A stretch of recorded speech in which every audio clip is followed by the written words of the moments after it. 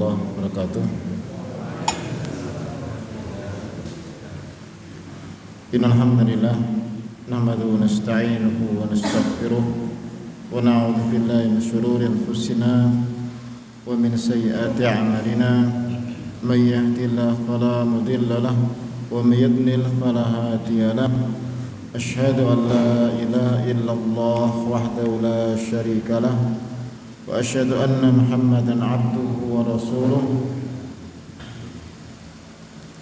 Ya ayyuhalladzina amanu taqullaha haqqa tuqatih wa la tamutunna illa wa antum muslimun. Ya ayyuhan nasu taqu rabbakumul ladzi khalaqakum min nafsin wahidah wa khalaqa minha zawjaha wa batha minhuma rijalan katsiran wa nisaa'a wattaqullaha alladzi tasaaluna bihi wal arham innallaha kana 'alaikum raqiba. Ya ayyuhalladzina amanu taqullaha wa qulu qawlan sadida yuslih lakum a'malakum wa yaghfir lakum dhunubakum wa may yuti'illaha wa rasulahu faqad faza fawzan 'azima. Amma ba'd, fa inna khairal kalami kalamullah wa khair hadi Muhammadin sallallahu alaihi wasallam wa syarrul umuri muhdatsatuha wa kullu muhdatsatin bid'ah wa kullu bid'atin dhalalah wa kullu dhalalatin finnar. Alhamdulillah wa nifillah rahimakumullah wa azakumullah. Alhamdulillah, kita panjatkan puji syukur kehadirat Allah Azza wa Jalla yang telah memberikan karunia kenikmatan pada kita, memberikan taufik pada kita untuk menjalankan tugas kita sebagai Allah Subhanahu wa taala, dan kita juga bersyukur Allah masih memberikan kekuatan untuk melaksanakan ketaatan padanya dan juga upaya untuk meningkatkan keimanan kepada Allah Subhanahu wa taala. Dan kembali kita lanjutkan pelajaran dari kitab Shahih Al-Imam Abi Husain Muslim bin Hajjaj bin Muslim Al-Qushairi An-Naisaburi rahimahullahu taala, yang kita lanjutkan pada bab yang ke-24 atau sebagian naskah 22, bab bayani anna la yadkhulul jannata illal mu'minun wa anna mahabbatal mu'minina minal iman wa anna ifsya'is salam sababun husuliha. Fadhal iqra. Bismillah, alhamdulillah, wassalatu wassalamu ala rasulillah wa ala alihi wa sahbihi ajma'in. Allahumma ighfir lana wa ikhwanina wal hafidina min qala nabiyyina Muhammad ta'ala bab bayan annahu la yadkhulul jannata illa al-mu'minun wa anna mahabbatal mu'minina min al-iman wa anna ifsha'a salam sababun min husuliha. Qala hadatsana Abu bin Abi Shaybah qala hadatsana Abu Muhammad wa waqi'un min al-A'mash 'an Abi Salih 'an Abi Hurairah qala qala Rasulullah sallallahu alaihi wasallam la tadkhulul jannata hatta tu'minu wa la tu'minu hatta tahabbu aw la tadkhulu ala shay'in yaf'aluhu tahabbatum afshu salam bainakum. Nah, qala Maulana rahimahullah, bab bayan wa la yadkhulul jannata illal mu'minun, bab bahwasanya penjelasan tentang tidak masuk surga kecuali orang-orang yang beriman. Wa anna mahabbatal mu'minin minal iman, dan bahwa mencintai orang-orang yang beriman adalah bagian dari keimanan. Wa nafsa salami sababun husuliha, bahwa menyebarkan salam adalah sebab untuk mendapatkan kecintaan orang-orang yang beriman. Jadi di sini ada beberapa poin. Yang pertama, bahwa surga ini dimasuki orang yang beriman. Sebab kunci utama surga adalah keimanan. Tidak mungkin masuk surga kecuali yang beriman, sehingga terhalang untuk masuk dalamnya orang-orang yang kafir. Ini menunjukkan tentang keutamaan iman atau tentang agungnya keimanan, yang mungkin sebagian dari kita terkadang kurang memperhatikan bahwa nikmat iman ini nikmat yang sangat besar, bahkan paling besar. Berapa banyak dari manusia yang tidak mendapatkan nikmat tersebut. Makanya kita wajib bersyukur pada Allah ketika diberi nikmat al-iman, karena itu merupakan sebab kunci untuk masuk surga. Tidak mungkin masuk surga kecuali orang yang beriman. Kemudian bahwa kecintaan orang yang beriman atau mencintai orang yang beriman atau saling mencintai juga di antara orang yang beriman adalah bagian dari keimanan. Bagaimana mendapatkan mahabbah, saling mencintai di orang yang beriman adalah dengan cara menyebarkan salam. Ini akan menimbulkan sikap saling mencintai di antara orang-orang yang beriman. Ketika mencintai termasuk keimanan, maka saling mencintai juga tentunya adalah bagian dari keimanan. Nah, kita lanjutkan dengan nas hadis dan bab sebagaimana telah kita jelaskan berulang-ulang. Ini bukan dari Imam Muslim, ini tapi dari para ulama yang lain seperti Syarah Imam Nawawi dan yang lainnya. Maka terkadang juga ada sedikit perbedaan tentang judul dari babnya, karena memang ini bukan dari muallif. Qala hadatsana Abu Bakar ibnu Abi Syaibah, telah menceritakan kepada kami Abu Bakar Abdullah bin Abi Syaibah yang beliau thiqah musannif imam. Qala hadatsana Abu Muawiyah wa Waqi', beliau meriwayatkan dari dua gurunya, yaitu Abu Muawiyah Muhammad bin Khazim Ad-Durir Al-Kufi thiqah, dan guru kedua Waqi' Ibnu Jarrah Ar-Ru'asi Al-Kufi. Anil Amash, dari Amash, ini juga termasuk masyayikh Kufiyin juga. Amash Sulaiman bin Mahran Al-Kufi yang masyhur dengan lakabnya Amash. Nah, jadi tadi di sini musalsal bi thiqatil Kufiyin dari Abu Muawiyah, kemudian Waqi', Amash ya. Ini juga sebelumnya ya. Ini dari Al-Kufah semuanya. An Abi Saleh, dari Abi Saleh Zakwan As-Samman Az-Zayyad, yang ini Madani. Beliau adalah seorang tabi'in,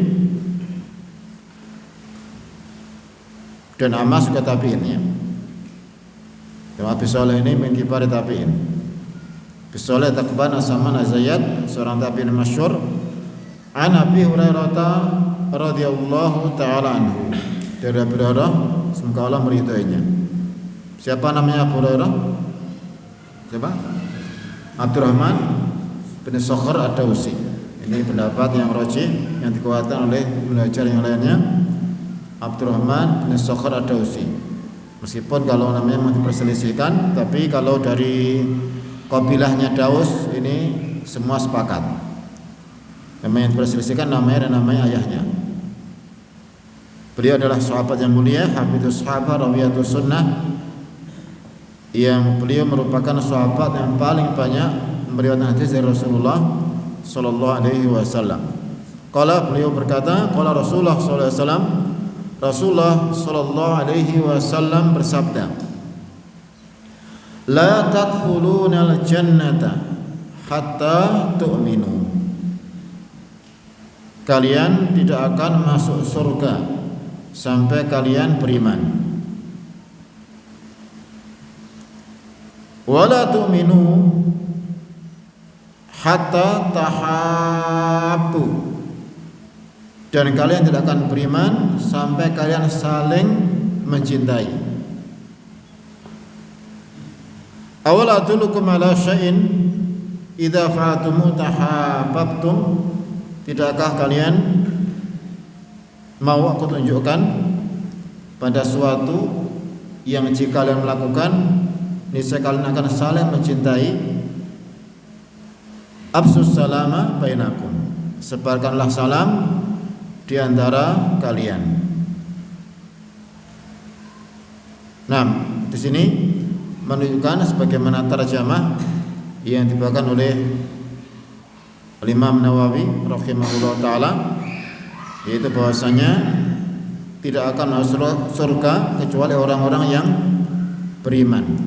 Ini nas yang jelas sekali dari Rasulullah SAW bahwa surga hanya bagi orang-orang yang beriman saja. Tidak akan masuk surga orang-orang yang tidak beriman. Makanya kita disebutkan tentang pentingnya kita mensyukuri nikmat keimanan yang merupakan kunci surga. Tidak akan mungkin masuk surga sampai dia beriman. Kemudian juga di sini selain Rasulullah SAW menyebutkan tentang keutamaan keimanan, juga beliau menyebutkan jalan, cara agar kita bisa beriman, bisa mendapatkan kesempurnaan iman, yaitu dengan cara saling mencintai di antara yang beriman atau mahabbatul mu'minin, sebagaimana dalam bab bahwa kalau kita ingin beriman yang merupakan sebab atau kunci surga adalah dengan saling mencintai. Sebagaimana hadis yang banyak yang lain yang Rasul menyebutkan la yu'minu ahadukum hatta yuhibba li akhihi ma yuhibbu li nafsi. Tidaklah beriman seorang dari kalian sampai dia mencintai saudaranya sebagaimana dia mencintai bagi dirinya. Yang ini menunjukkan tentang siapa ingin sempurna imannya, maka dia wajib mencintai saudaranya sebagaimana mencintai dirinya. Dan ketika dia mencintai saudaranya, maka ini adalah tanda kesempurnaan imannya. Meskipun ini juga ada mahabbah yang wajibah, ada mahabbah yang tentunya yang di atasnya, yang wajib tentunya orang yang beriman mencintai orang yang beriman, karena mereka orang yang cintai Allah Subhanahu wa taala. Karena kita mencintai Allah dan Allah mencintai orang yang beriman, berarti kita juga wajib mencintai orang yang beriman dalam rangka kecintaan pada Allah Subhanahu wa taala. Nah, dan ini yang masuk di sini adalah tentunya orang-orang yang sempurna imannya. Meskipun sebab masuk surga adalah mutlaqul iman, yaitu iman yang sekedar iman sudah bisa masuk surga. Tapi tentunya setiap manusia ingin yang terbaik, maka ingin mendapatkan al-iman al-mutlaq, iman yang sempurna. Kalau mutlaqul iman artinya apa? Sekedar keimanan. Kalau iman mutlaq artinya adalah apa? Iman yang sempurna, kamil iman. Banyak dari nas-nas yang menunjukkan tentang sebab kita mendapatkan kesempurnaan iman atau kamil iman. Di antara dalam hadis ini yang disebutkan Rasulullah di sini merupakan cara agar kita bisa menyempurnakan keimanan. Kalau sekedar beriman tentunya kita beriman pada Allah dan juga Rasulullah dan apa yang diwajibkan Allah itu sudah beriman. Tapi ada tingkatan yang sempurna di atas sekedar iman, yaitu berupaya untuk mencintai orang-orang yang beriman. Ini adalah tingkatan yang di atas sekedar iman, yaitu betul-betul beriman. Karena kita tahu iman ini bertingkat-tingkat. Ada yang sempurna, ada yang di bawahnya. Al-iman yatafawat, bertingkat-tingkat. Apa dalilnya iman bertingkat-tingkat? Apa dalilnya? Kalau iman itu bertingkat-tingkat, apa dalilnya? Yang menunjukkan, jawab atau ujian? Ya, yang menunjukkan iman bertingkat-tingkat apa dalilnya? Selalu sering kita sampaikan. Apa dalil iman itu bertingkat-tingkat?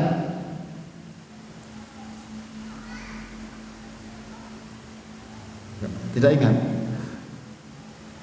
Gimana? Mau jawab? Apa dalilnya?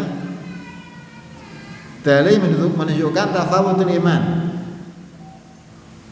bertingkat-tingkatnya keimanan atau tafadul iman. Dulu di awal kitab Al-Iman ada bab tafadul iman.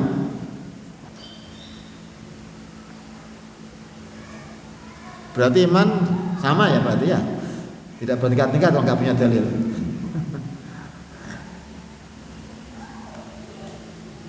Nah, silakan yang tahu.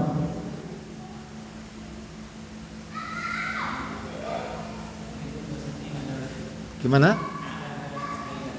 Ya, ada lafaz dalam kalimat syu'batul iman. Al-imanu bid'un wa sab'una syu'batan. Iman ada berapa? 73 lebih cabang. A'la yang paling tinggi apa? Kalimat atau qaul la ilaha illallah. Wa adnaha imatatul adzani thariq. Yang paling tinggi kalimat dari Allah. Yang paling rendah apa? Menghilangkan gangguannya ada di jalan. Wal haya'u syubatun minal iman. Berarti apa?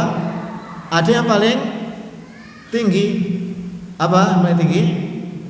Qaul la ilaha illallah, ucapan la ilaha illallah. Yang paling rendah apa?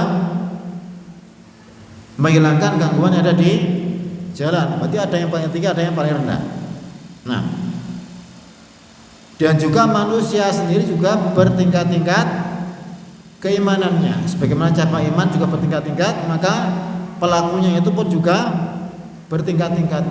Kita yakin 100% bahwa imannya Abu Bakar itu jelas jauh di atas kita. Beliau orang yang paling beriman dari umat Muhammad sallallahu alaihi wasallam. Beliau imannya paling tinggi. Ada yang di bawahnya, ya, ada yang sampai paling rendah. Kemudian di antara dalil yang menunjukkan tentang tingkatan keimanan, iman itu bertingkat-tingkat adalah darajatul jannah. Tingkatan-tingkatan di mana? Di surga. Surga ada satu derajat atau bertingkat-tingkat? Bertingkat-tingkat. Ada tingkat paling tinggi, ada tingkat yang bawahnya. Berarti juga itu bertingkat-tingkat sesuai dengan orang yang masukinya, tingkat keimanannya. Semakin tinggi iman, semakin tinggi derajat di surga. Ini juga dalil bahwa iman itu bertingkat-tingkat. Nah, nanti insyaallah bisa. Jika ada yang tanya apa adalah iman itu bertingkat-tingkat, itu apa? Dia adalah bertingkat-tingkatnya tingkatan di surga. Nah, jadi ini menunjukkan iman itu bertingkat-tingkat.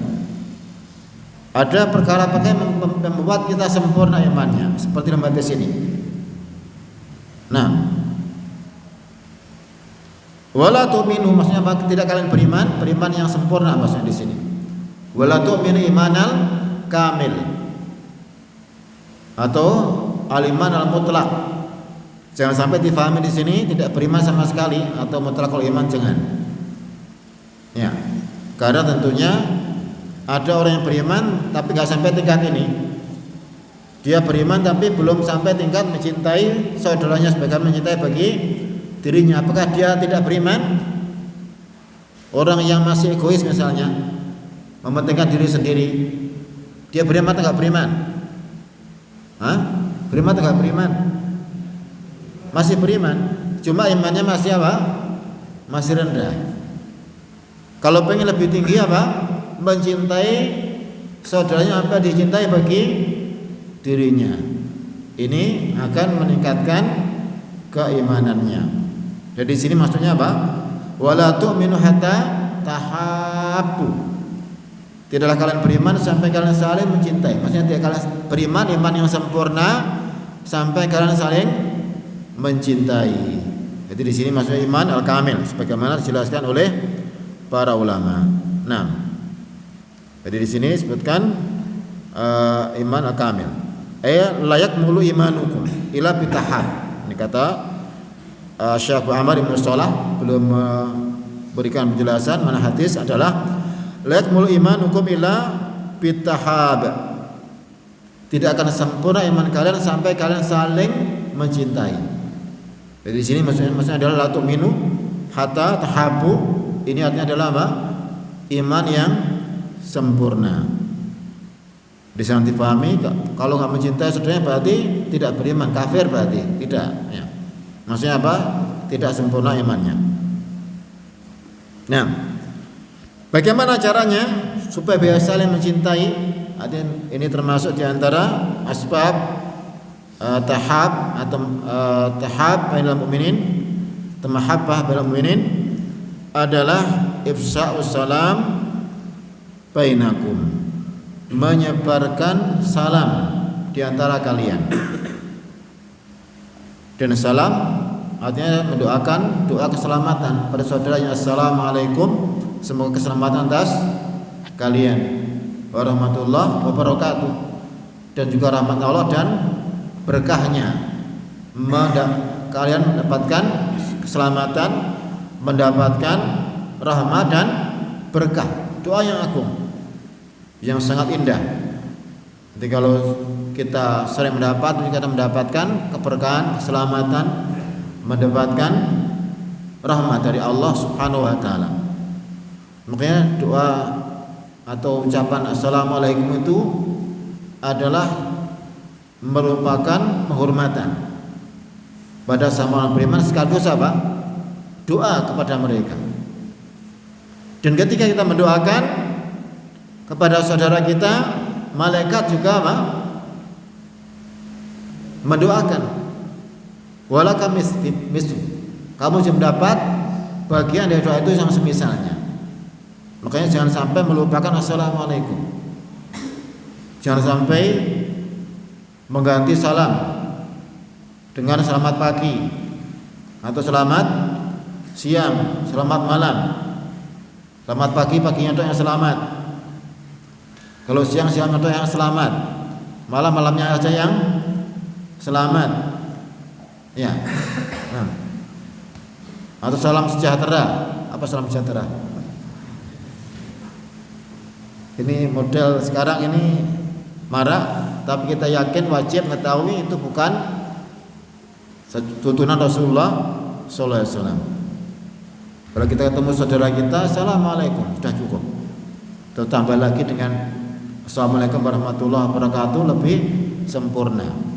Tidak perlu gitu, dengan ucapan-ucapan yang lainnya. Sabahal khair, masalah khair. Itu kan aslinya terjemahan dari bahasa Inggris kan, artinya good morning, ya, good afternoon. Itu aja kan aslinya terjemahan bahasa Inggris. Kemudian orang-orang Islam nata. Ya, kita sudah punya salam. Makanya dalam Indonesia kita mengucapkan salam yang Islami. Tahiyat ahlul jannah bahkan adalah assalamualaikum, penghormatan ucapan buatan siapa? Ahli surga. Tahiyat Muhammad khulunha salam. Tahiyat penduduk surga itu adalah salam. Ini adalah yang paling terbaik. Kita nggak usah mengucapkan yang lain-lainnya. Ya, kalau ketemu orang kafir gimana? Ucapan salam atau enggak? Tidak. Ya, Rasulullah mengatakan la tabda'u ala kitab bisalam. Atau la tabda'u Yahud bisalam. Jangan kalian mendahului orang-orang Yahudi atau orang ahli kitab dengan salam. Kalau mereka yang menyalami gimana jawabannya? Waalaikum, itu aja. Sebagaimana yang dicontohkan Rasulullah sallallahu alaihi wasallam. Tapi kalau kita enggak boleh mulai mereka. Kalau Yang hadir itu campur gimana? Ya kita ucapan salam pada orang-orang yang beriman. Ya. Yang lain nggak salam nggak apa-apa, nggak perlu kita munduk-munduk atau apa namanya. Sudah mereka sudah paham. Nanti kita nyalamin orang beriman saja, ya mereka ikut. Ya. Karena mereka itu adalah di bawah orang-orang yang beriman. Al-Islamu ya'lu wala yu'la alaih. Islam itu tinggi, ada yang di atasnya. Ya, nggak perlu kita merasa minder atau merasa ewah-ewah dengan orang-orang kafir. Bahkan sebetulnya kalau negeri Islam kuat itu orang kafir itu tingkatan yang bawah. Istilahnya mereka apa? Istilahnya orang kafir hidup di negeri Islam. Kafir dhimmi kan mereka. Ya. Mereka itu wajib tunduk pada orang Islam, wajib mengikuti peraturan kaum muslimin, tidak boleh mengganggu orang Islam, nggak boleh menampakkan syiar-syiar kekafiran mereka dan seterusnya. Ini kalau negeri Islam kuat, ya. Tapi qadarullah ya kondisinya sekarang ya seperti ini. Ya kita berusaha untuk melaksanakan apa yang kita ketahui dari agama dengan semampunya. Adapun kalau masih kurang ya kita berdoa pada Allah agar Allah memberikan kekuatan.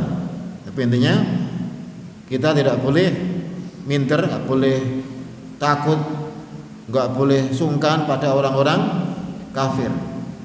Dulu aja tahu sendiri kan zaman Rasulullah SAW bagaimana mereka sangat tegas, sangat memiliki izzah di atas di depan orang-orang kafir. Rasulullah nulis surat aja kemana? Kepada Herakl. Ya. Gimana nulis surat Rasulullah pada Herakl? Min Muhammad Abdillah Rasulullah Herakl Adhimirum. Dari Muhammad hamba Allah Rasulullah kepada Herakl. Sebut namanya. Padahal dia raja di raja. Biasanya sebut orang nama raja panjang gelarnya gitu kan ya. Herakl Adhimirum, pembesar Romawi, belum mengakui kekuasaannya. Karena kekuasaan orang kafir tidak diakui dalam Islam sebetulnya. Adhimirum.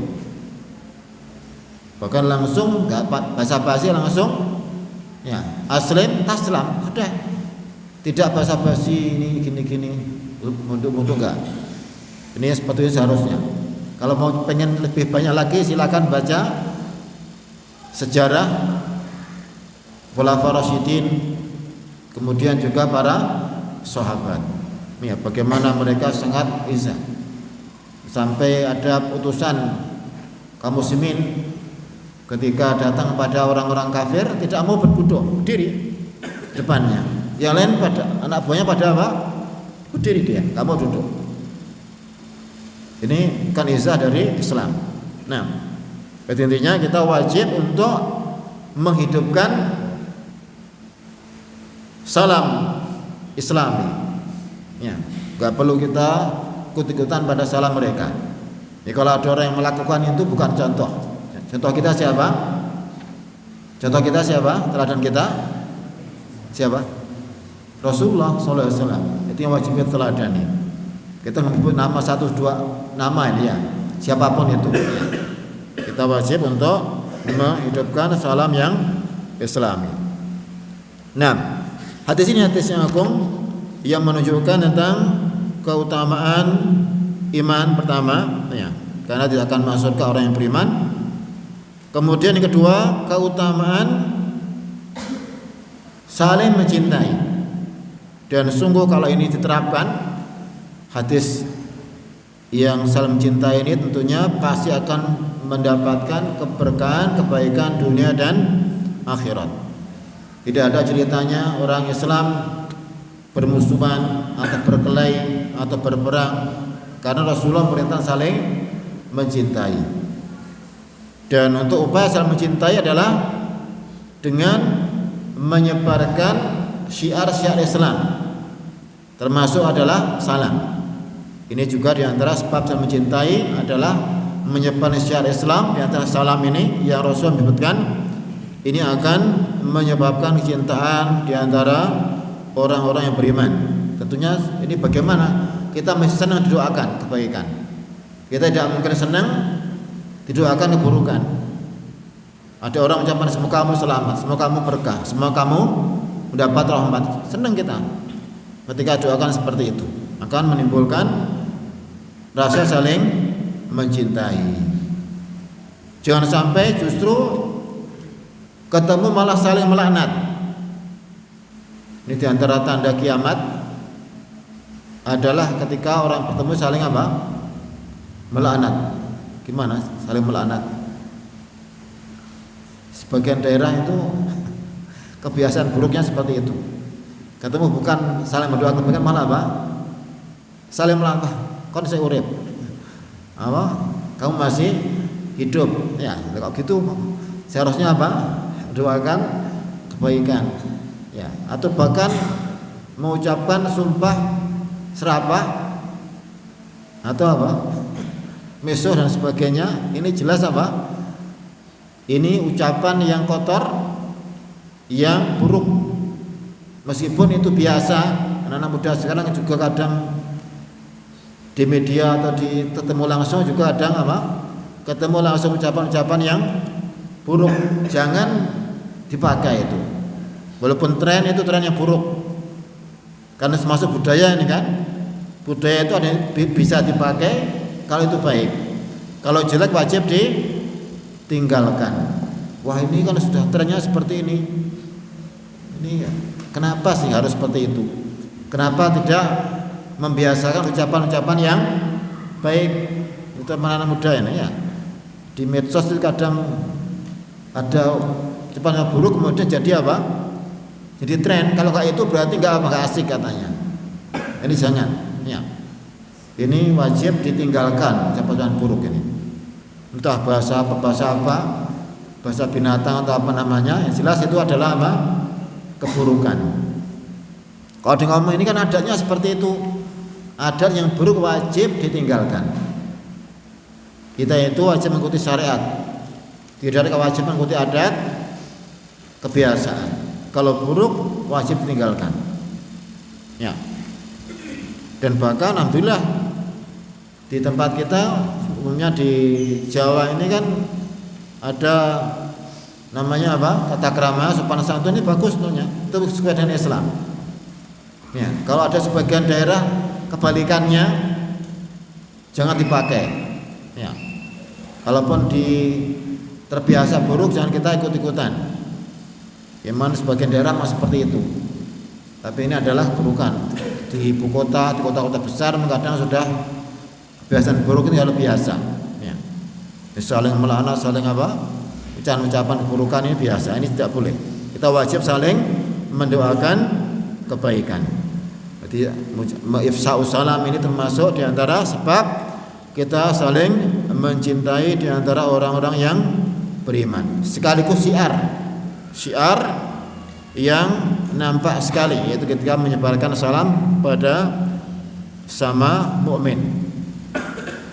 Dan ini tentunya bisa terwujud juga ketika setiap mukmin, setiap orang Islam itu menampakkan identitasnya. Apa identitasnya?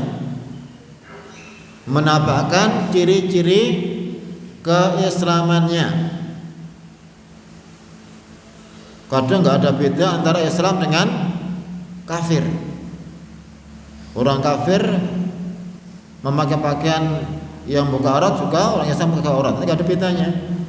Kalau pengen benar-benar terwujud ini juga harus benar-benar melaksanakan syariat Islam.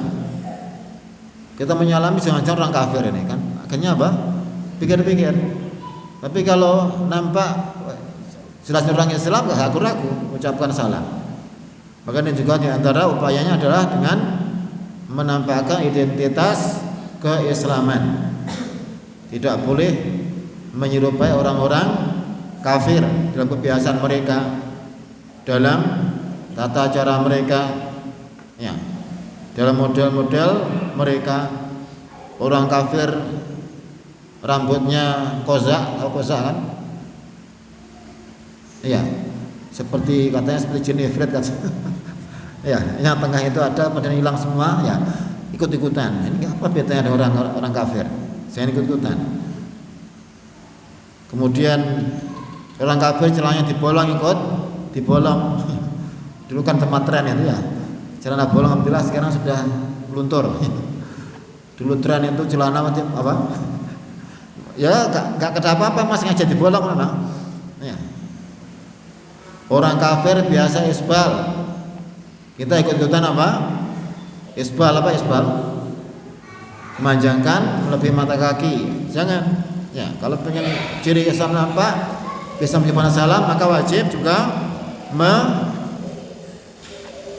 mendisiplinkan untuk mengikuti identitas keislaman. Nah, ini makanya diantara sebab agar kita bisa menyebarkan salam adalah dengan bersungguh-sungguh di dalam melaksanakan syariat Islam.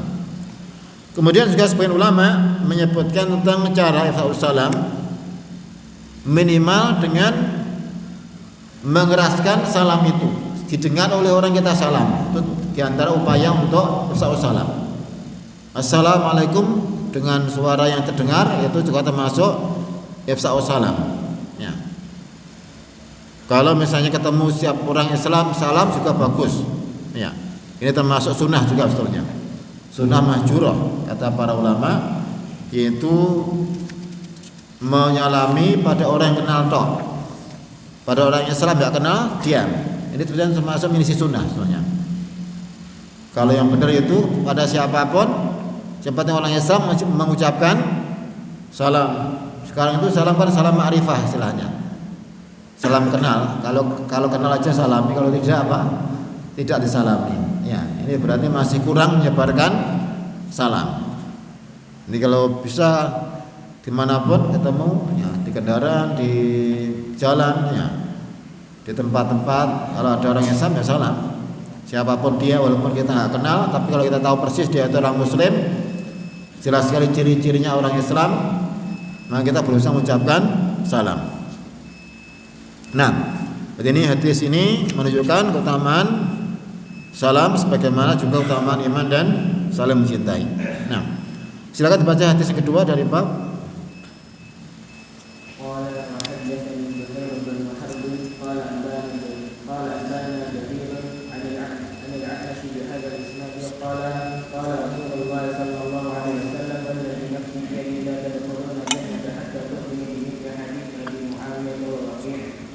Nah, qala mu'allif rahimahullah taala wa haddatsani Zuhair bin Harb.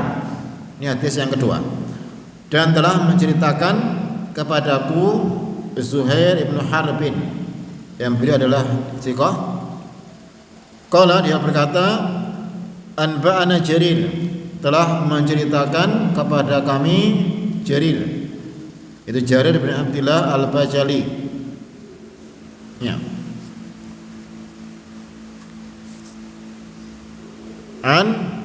Amash, ini juga thiqah. Ya.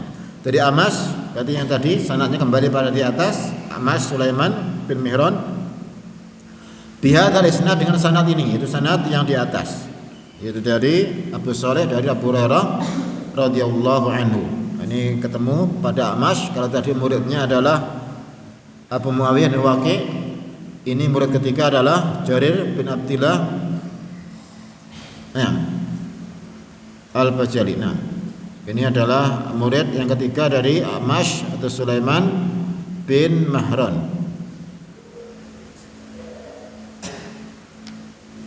Qala Rasulullah, Abu Hurairah radhiyallahu anhu berkata, Rasulullah sallallahu alaihi wasallam bersabda,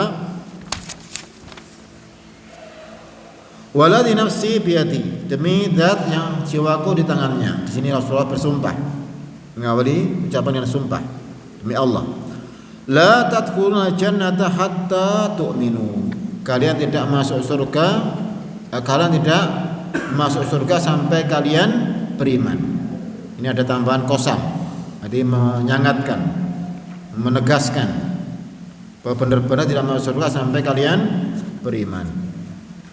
Bimis hadis Muawiyah wa Waqi'. Ini persis setelah itu lafaznya dengan hadis Muawiyah, Muhammad bin Khazim dan Waqi'. Ya, ini Jarir yang tadi keliru ya. Tadi Jarir bin Abdul Hamid Ad-Dabbi, bukan Abdul Al-Bajali, salah ya.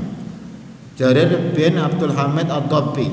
Kalau bin Abdul Al-Bajali itu sahabat ya. Ini bin Abdul Hamid. Nah, di hadis ini sama dengan sebelumnya, tapi ada tambahan qasam. Sumpah yang awas dari Rasulullah sallallahu alaihi wasallam, berarti menunjukkan penegasan, penguatan. Benar-benar tidak akan masuk surga sampai beriman pada Allah Subhanahu wa taala. Ini merupakan dalil atas agungnya nikmat keimanan yang merupakan kunci surga. Tidak akan mungkin kita masuk surga sampai beriman.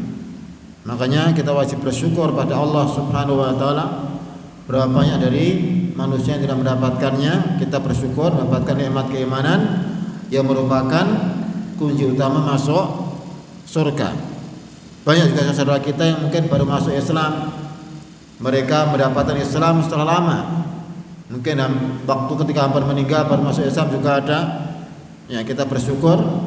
Mungkin kebanyakan dari kita atau semuanya dilahirkan dalam keadaan Islam, orang tua Muslim. Ya, ini termasuk nikmat yang besar dari Allah Subhanahu wa taala. Apalagi kalau teguhkan keimanan, sudah diberita pada Islam, kemudian diberita pada sunnah Rasulullah sallallahu alaihi wasallam, nikmat atas nikmat.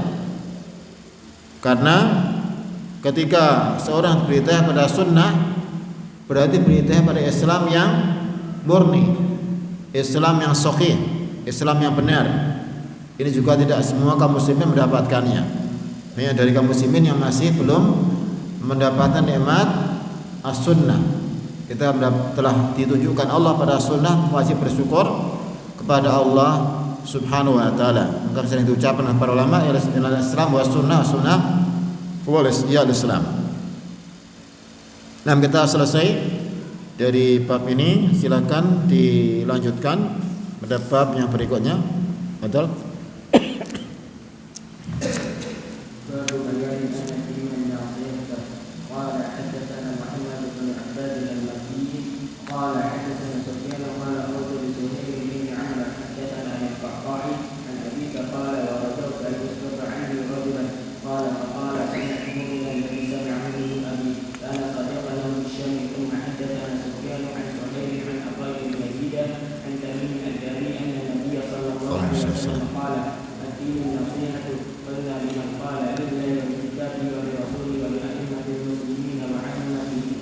Nah, qala mu'allif rahimahullah ta'ala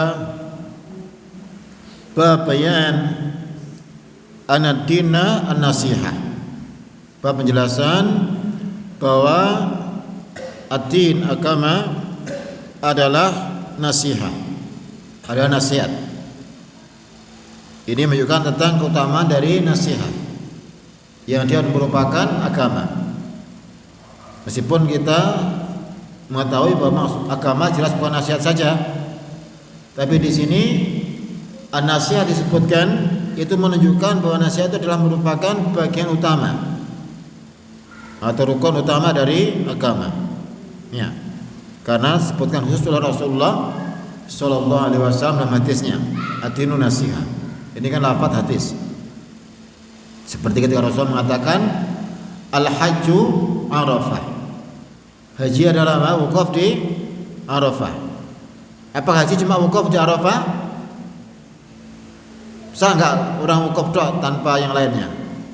Hajinya sah enggak? Enggak sah. Kenapa dikatakan hajju Arafah? Karena pentingnya wukuf di Arafah. Itu rukun yang terbesar dari haji, yaitu wukuf di Arafah. Makanya disebutkan khusus, meskipun jelas rukun haji bukan hanya wukuf di Arafah. Seperti ini juga ad-dinu an-nasihah. Agama adalah nasihat. Karena pentingnya nasihat. Ahamiyatu an-nasihah. Bahwa nasihat adalah merupakan pokok penting dari agama. Nah, kemudian kita baca hadisnya. Qala mu'allif rahimahullah taala, haddatsana Muhammad Ibnu Abbad Makki. Telah menceritakan kepada kami Muhammad bin Abbad al-Makki al-Zabrikon, ya, Muhammad bin Abbad al-Zabrikon, nazil Baghdad. Dia sempat atau pernah tinggal di Baghdad, aslinya ahli Makkah, yang kata belajar sudukun yahim. Qala hadatsana Sufyan, telah menceritakan kepada kami Sufyan. Di sini Sufyan ghairu mansub. Dan kalau perawinya di Makkah, ini biasanya adalah Sufyan bin Uyainah. Karena Sufyan bin Uyainah adalah merupakan imam ahli Makkah. Adalah Sufyan bin Uyainah al-Hilali al-Makki, Abu Muhammad. Ya. Ini kunyahnya kadang tidak terkenal. Memang sebagian kadang enggak tahu kunyah Sufyan. Bukannya Abu Muhammad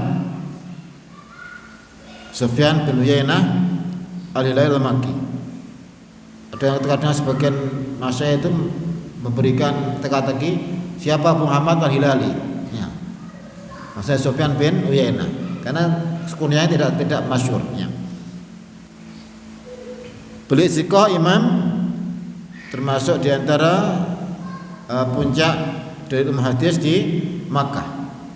Pada zaman beliau ada Imam Al-Madinah, Imam Malik yang sezaman, kemudian Imam Sufyan Uyainah di Makkah.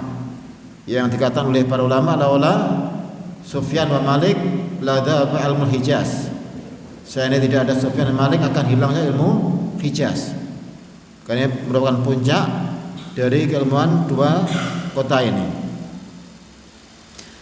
Qala berkata Sufyan, qultu li Suhail, aku berkata kepada Suhail.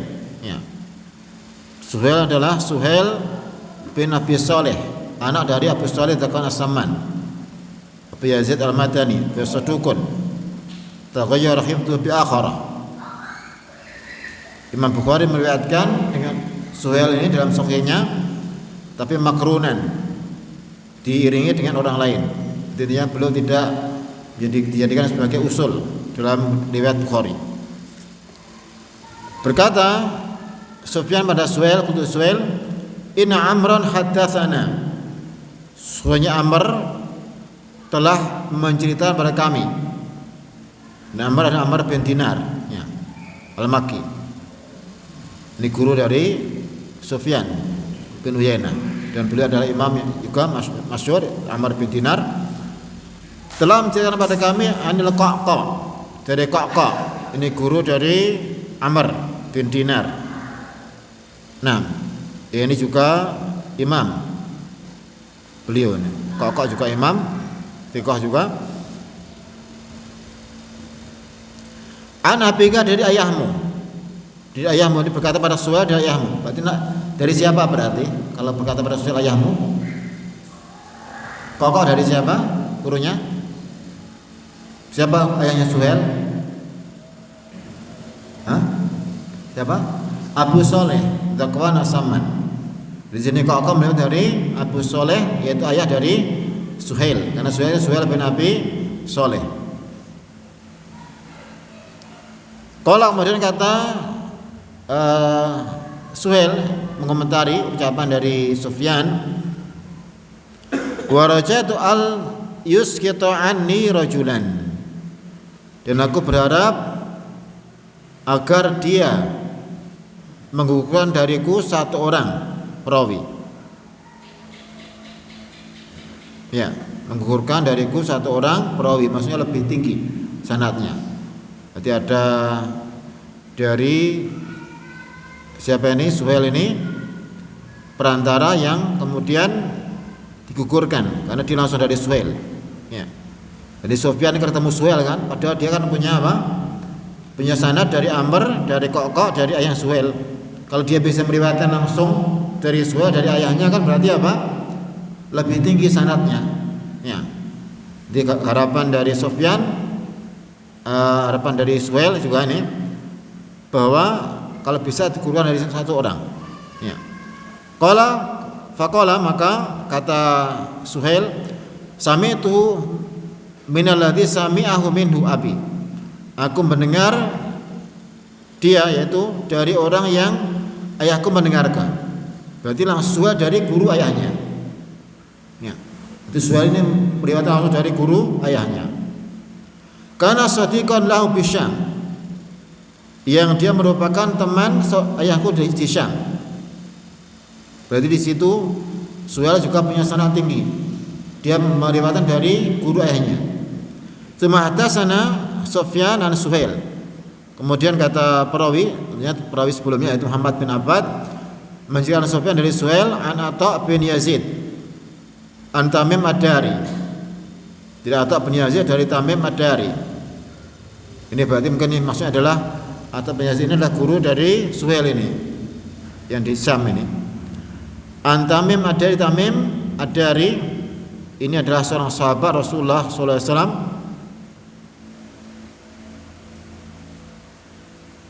Nah, jadi saya lihat sepertinya Atha bin Yazid ini adalah perantaranya. Dia adalah perantara.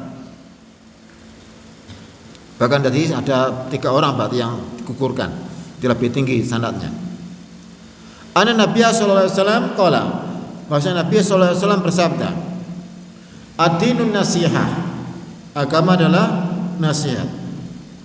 Qulna, kami berkata, itu para sahabat berkata, liman, kepada siapa nasihat itu ya Rasulullah?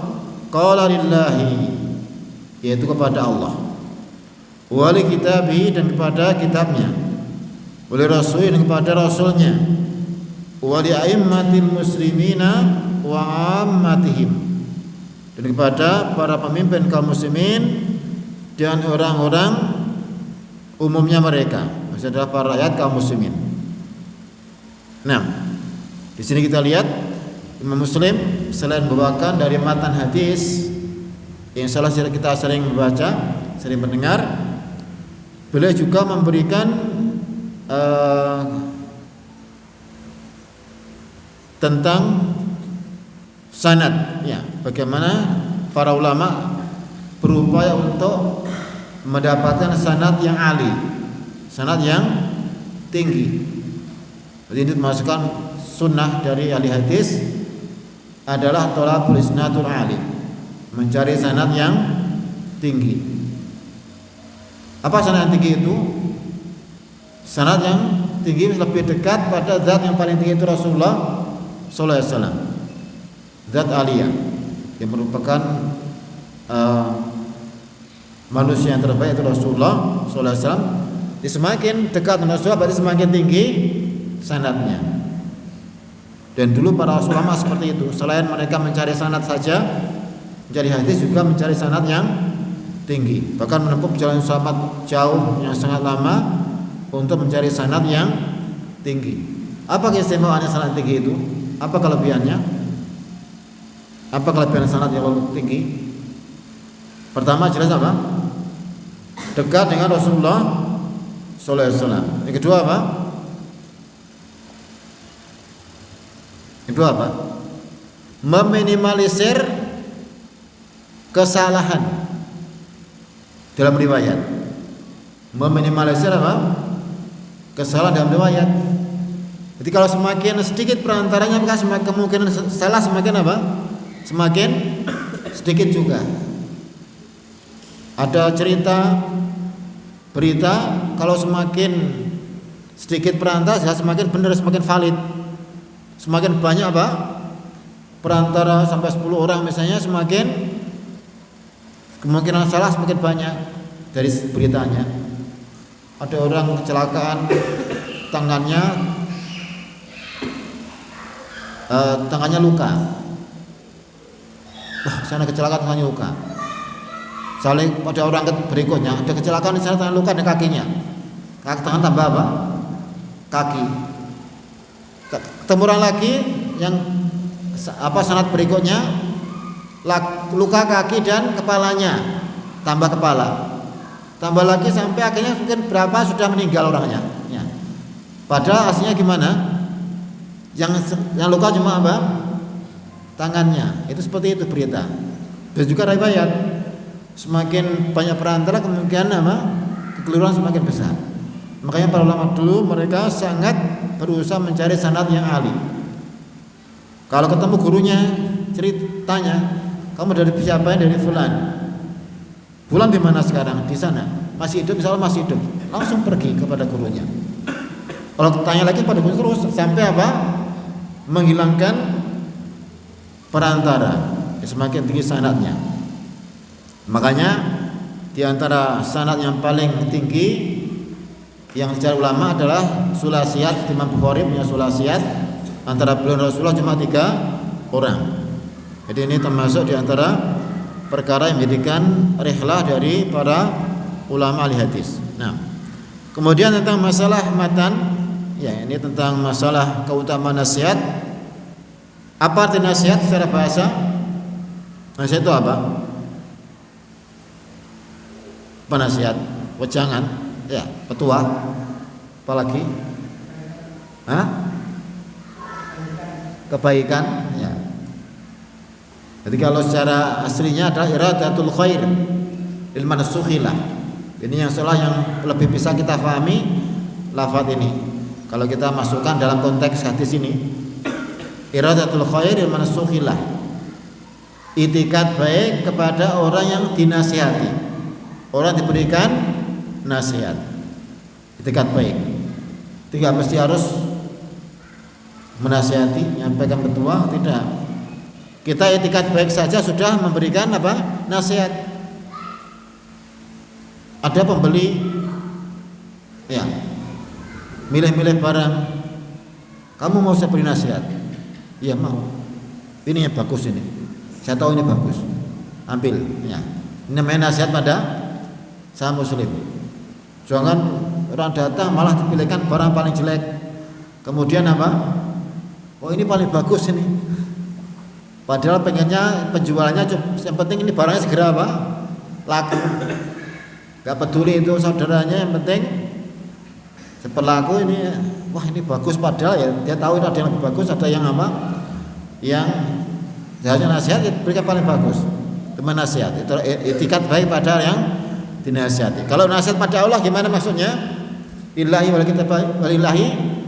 Rasul mengatakan nasihat pada Allah gimana maksudnya? Itikat baik kepada Allah dengan cara bagaimana? Dengan gimana cara nasihat pada Allah?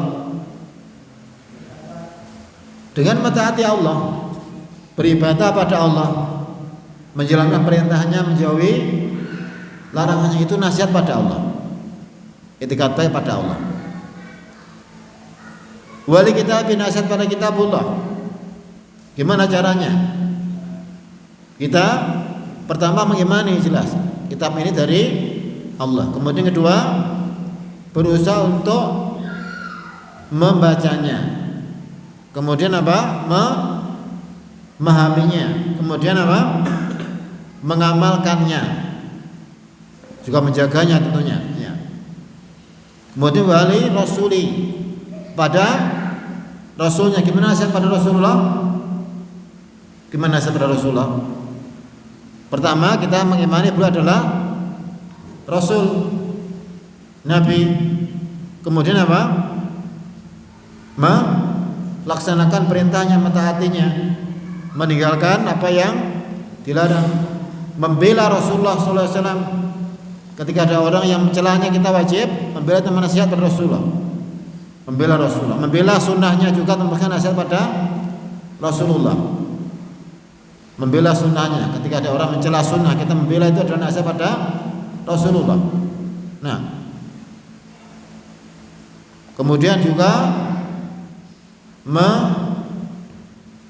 menghormati orang-orang yang wajib dihormati, orang-orang yang Rasul kita wajib dihormati, yaitu para keluarganya. Rasul mengatakan taqullah atau usikum bi ahli baiti. Aku berwasiat kepada kalian pada ahli baitku. Siapa ahli bait Rasulullah? Keluarga Rasulullah, keturunannya, istri-istrinya juga ahli bait Rasulullah. Nah, jadi umat ini adalah keluarga Rasulullah, juga kita wajib membela mereka, menghormati mereka. Jangan seperti orang Syiah Rafidhah yang mereka mencela istri-istri Rasulullah SAW. Dengan dalih mereka membela Ahlul Bait, kemudian mencela isi Rasulullah, ini jelas batil ya. Kemudian apa yang berikutnya setelah Rasul? Li a'immatil muslimin, kepada para pemimpin kaum muslimin. Bagaimana caranya menasihati mereka? Bagaimana nasihat pada mereka? Pertama, mentaati mereka, ketaatan pada Allah dan Rasulnya. Atiullah, ati Rasul wa ulil amri minkum. Ini nasihat. Meskipun kita mungkin tidak pernah ketemu, tapi kita berusaha mentaatinya. Itu namanya nasihat pada pemimpin kaum muslimin. Kemudian juga berusaha untuk mentaatinya dan ketaatan pada Allah. Ketika dia merintahkan pada kebaikan, kita taat. Kemudian juga meluruskan kesalahannya dengan cara yang syar'i, juga nasihat. Kalau bisa 4 mata ya, langsung ketemu. Kalau nggak bisa berarti melalui perantara yang benar atau perantara yang memang resmi. Kalau mungkin sekarang ada dibuka media untuk pengaduan khusus pada pemimpin, itu jadi dipakai juga. Ada sekarang ada nomor WA untuk khusus pengaduan pada ulil amr, ini juga bisa dimanfaatkan ya. Atau melalui orang-orang dekatnya kita menyampaikan, ini termasuk nasihat pada pemimpin kaum muslimin. Dan tadi kita tegaskan yang pertama mentaati mereka sebagai pemerintah Rasulullah SAW, itu sudah nasihat. Walaupun kita tidak mungkin kalah ketemu ngomong langsung, kita taat saja, berusaha mentaati, sudah melakukan nasihat pada pemimpin kaum muslimin. Gak harus keluar-keluar, bahkan mungkin di depan orang katanya menasihati pemimpin saya itu nasihati. Oh fulan berbuat demikian depan umum, ini termasuk perkara yang salah, bukan perkara yang benar. Kalau nasihat itu dengan cara yang benar. Rasulullah mengatakan, man arada nuskha li sultan falyakhudh biyadi. Rasulullah dalam hadis Ziyad bin Himar, orang yang menasihati pemimpin, penguasa, pegang tangannya. Waliyadil alaniyah, jangan ditambah depan umum. Nah, ini kata Rasulullah SAW. Kalau dia mengikuti, itu sudah gugur wajibannya. Kalau tidak, maka itu ada urusan dia dengan Allah Subhanahu wa taala. Nah, ini sekarang penting sekali karena media sekarang luar biasa, sehingga orang bebas ngomong, bebas bicara. Ini harus berhati-hati, kita boleh ikut-ikutan latah.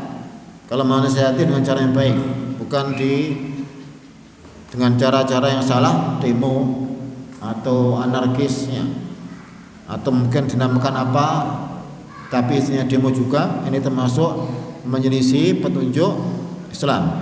Nah, kemudian wa amatin dan amatihim, umumnya kaum muslimin, yaitu kaum muslimin yang bukan pemimpin, para rakyat, dengan cara mengarahkan kebaikan pada mereka, menghindarkan keburukan dari mereka, menasihati mereka, mendakwai mereka pada kebenaran. Ini termasuk juga nasihat pada orang-orang yang beriman.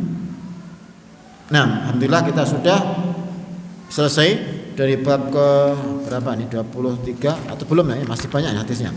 Kita selesai di hadis yang pertama ya. Dan 2 hadis ini hadis yang agung. Yang pertama tadi masalah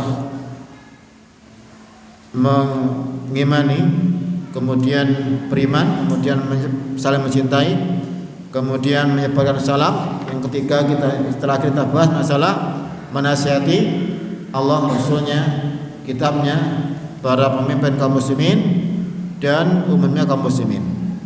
Ini saja kalau diamalkan, dipraktekkan, ini sudah perkara yang sangat baik sekali, yang luar biasa, membawa kebaikan, keberkahan. Kalau ini hadis ini benar-benar diterapkan, kita praktekkan dalam kehidupan kita. Usah banyak-banyak, sedikit aja benar-benar dipraktekkan, masya Allah ini akan memberikan efek luar biasa. Kalau setiap orang saling mencintai, gak ada ceritanya kerusuhan, kekacauan, ya, tidak ada saling iri dengki. Kalau saling mencintai, bahkan itu semua hilang semua otomatis. Ya.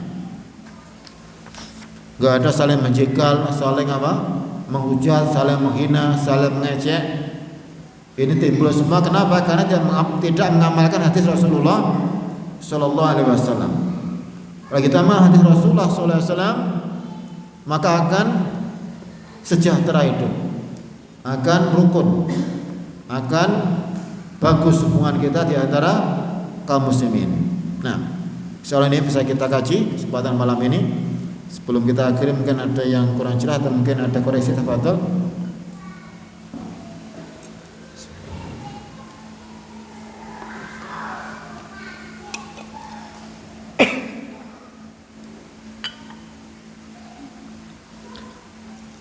Nah, maulam bisawab, sallallahu Muhammad wa ala alihi wasallam. Semoga Allah senantiasa memberikan petunjuk bagi kita untuk mengikuti petunjuk Rasulullah sallallahu alaihi wasallam dan juga mengamalkannya. Subhanallahi wa bihamdihi, asyhadu an la ilaha illa anta, astaghfiruka wa atubu ilaik. Assalamualaikum warahmatullahi wabarakatuh.